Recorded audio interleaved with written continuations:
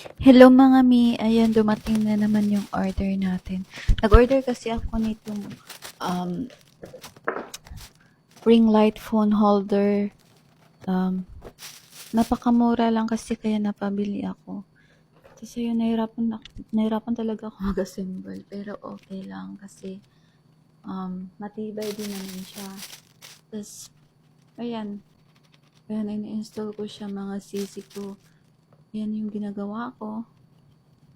Ginagawa ko talaga yung best ko para ma-assemble siya. Grabe, natagalan talaga ako mag-assemble pero ox lang. Ox lang mga sisi ko kasi nga, na-assemble ko din sa wakas. So, ayan, fini-figure out ko muna kung paano siya i-assemble. So, yan pala yung bottom. Ayan, tapos i-connect mo yung branch dyan. Tapos, tinanggal ko yan. Ay, hindi ko pala yan tinanggal. Yan pala yung pwede mo siya i-extend.